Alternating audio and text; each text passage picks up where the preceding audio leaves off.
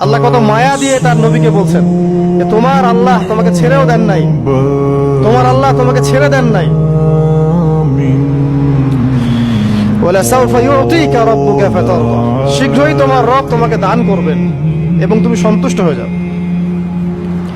দুনিয়াতে চলতে গেলে দুঃখ কষ্ট হয় না? যারা ঈমান নিয়ে চলে ওদের দুঃখ কষ্ট বেশি হয়। আল্লাহ বলছেন টেনশন করো না, কষ্ট পেও না, তোমার রব তোমাকে ছেড়ে দেননি।